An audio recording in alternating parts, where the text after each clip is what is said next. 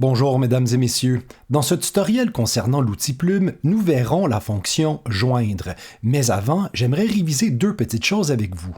Rappelez-vous, lorsque nous créons un tracé et que celui-ci est ouvert, il est possible de le fermer en joignant donc le dernier point au premier point simplement à l'aide de l'outil Plume, comme ceci. Rappelez-vous qu'il est également possible de le faire si nous sélectionnons le dernier point et le premier point et que par la suite, dans le panneau contrôle, nous cliquons sur le bouton « Relier les points d'extrémité sélectionnés ». Mais sachez qu'il existe donc une troisième option qui est beaucoup plus puissante et versatile. Il s'agit de la fonction « Joindre », commande J. Alors, par exemple ici, nous avons deux tracés séparés. Ces deux tracés, eh bien, si nous sélectionnons, par exemple, ce point-ci et ce point-ci, eh bien, si nous faisons commande J, alors voilà, les deux points sont maintenant reliés. Si je sélectionne ces deux points-ci et que je fais encore une fois commande J, eh bien, voilà maintenant, les deux formes n'en font qu'une seule. D'ailleurs, commande J se trouve donc dans le menu Objet, Tracer, Joindre. Commande J.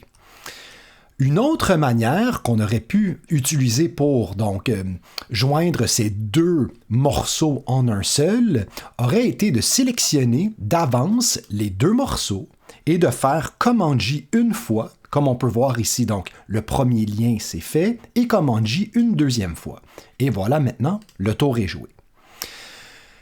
Alors là, maintenant, je vais vous montrer une chose supplémentaire concernant la fonction joindre. Donc, comme nous avons pu le constater, ce que nous avons fait jusqu'à maintenant est joindre deux points séparés et ce que ceci nous donne comme résultat, eh bien, nous avons donc maintenant un nouveau tracé qui lie les deux points qui, auparavant, étaient bel et bien séparés. Mais, regardez bien, si nous prenons donc cette première forme et que nous collons, que nous juxtaposons les points d'ancrage les uns par-dessus les autres, comme celui-ci, okay, je vais me mettre en commande Y, question de mieux voir ce que nous faisons. Alors, comme nous pouvons le voir, ce point d'ancrage est parfaitement donc collé sur l'autre. Nous avons donc ici, dans ce cas, deux points qui sont superposés.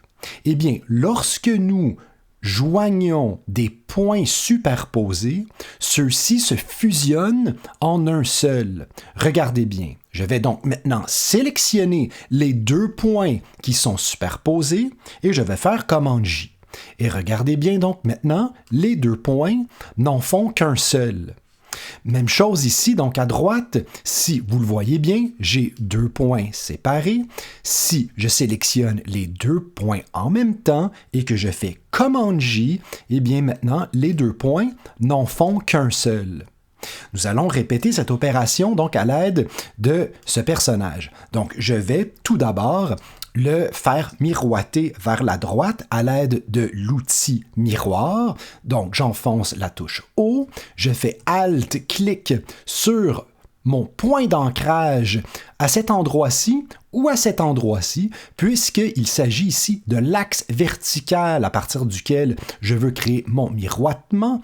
Donc, Alt-clic, je veux bel et bien donc un miroir à la verticale et je veux me faire une copie. Donc maintenant, afin de rendre ce personnage en deux parties en un seul, eh bien regardez bien donc encore une fois ici, nous avons donc deux points superposés. Si je sélectionne les deux points et que je fais commande J, eh bien les deux points maintenant n'en font qu'un seul. Même chose ici, dans le bas, j'ai deux points superposés. Si je sélectionne les deux en même temps et que je fais commande J, les deux maintenant en font qu'un seul. Nous avons donc maintenant réussi, grâce à la fonction joindre, de faire en sorte que plusieurs objets donc se sont fusionnés en un seul objet. Nous avons donc maintenant ici deux formes fermées. Alors voilà, j'espère que vous avez bien compris. Merci, à la prochaine.